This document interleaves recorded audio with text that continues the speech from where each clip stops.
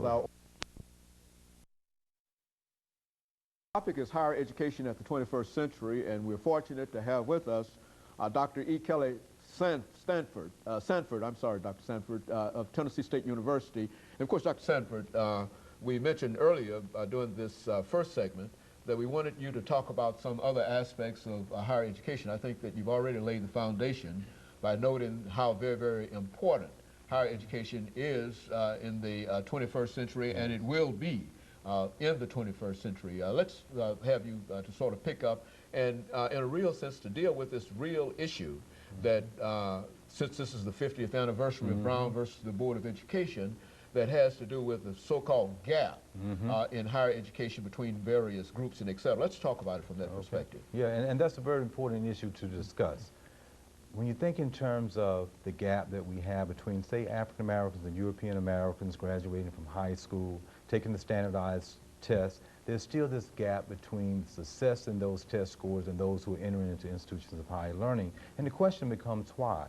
We must never forget of 244 years of African enslavement, 81 years of Jim Crow laws, leading into a very devastating 1896 Plessy versus Ferguson that made everything separate and so-called equal, but as we may very well know, it was quite unequal.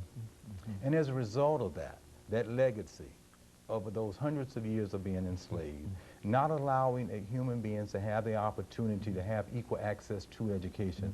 We're talking about the fundamentals, the alphabets of learning, of just reading. Literacy. And literacy. And then leading into a policy that was supported by our Supreme Court in 1896 that said that things still should be separate and of course they were unequal. That then led into years after that into 1954 with the Brown versus Board of Education. That was indeed the first time that school systems were supposed to have become desegregated. I myself, as you asked about my biography, was born 8 years after the Brown decision and went 7 to 8 years into a segregated school system myself in North Carolina. So when you think in terms of this gap, there has to be some idea, some notion, if you will, about that legacy that has persisted for such a long time and still continues today when you think in terms of discrimination and racism.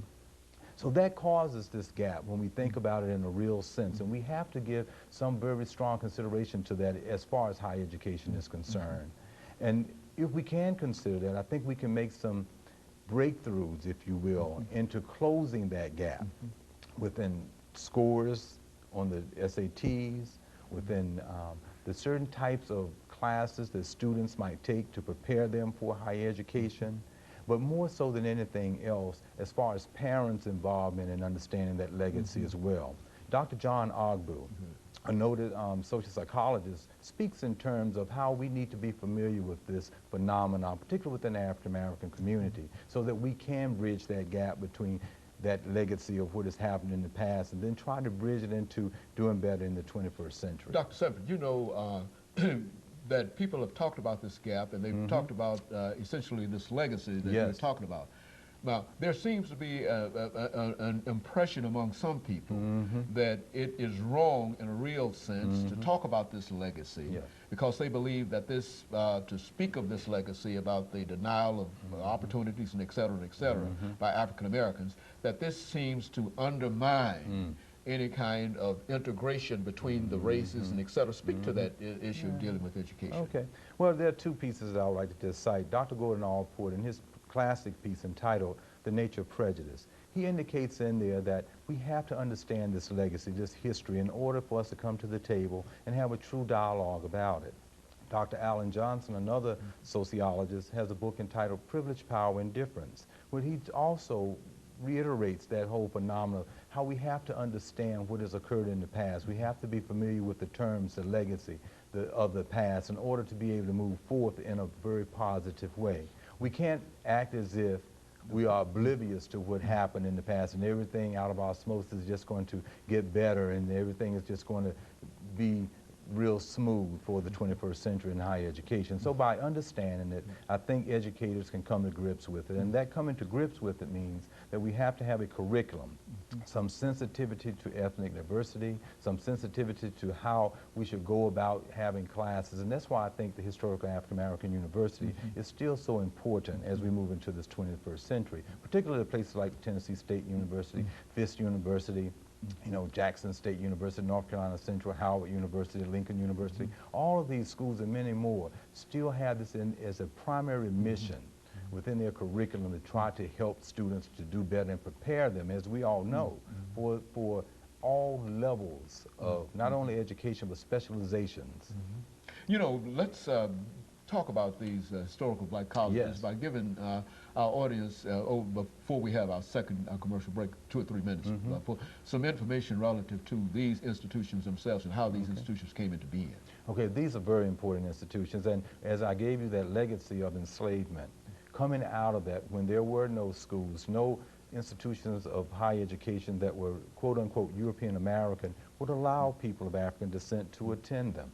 So as a result of that, missionaries in many instances were very important in coming into the Deep South and understanding the importance of having institutions of higher learning there, started to found some of these institutions. For instance, right here in this particular state, Fisk University was founded in that way.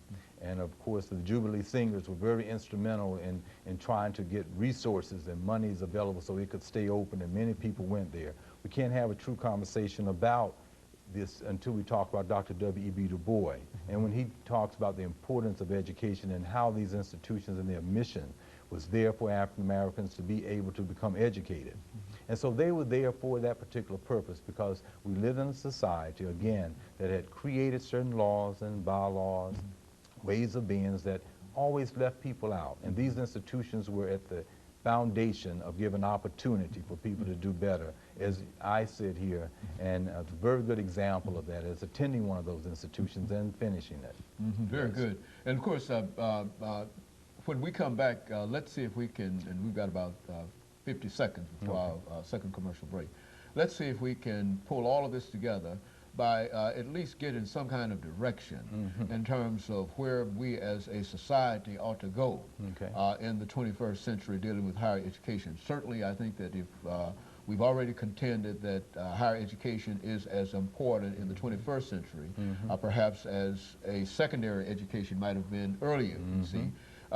There has to be a problem in terms of access, you see, and so I know that you've got quite a bit of information in reference to access, and so when we come back, we want you to talk about how do we make higher education available to a larger group of individuals in the 21st century. And of course, we'll be back with our audience following this very, very short commercial break.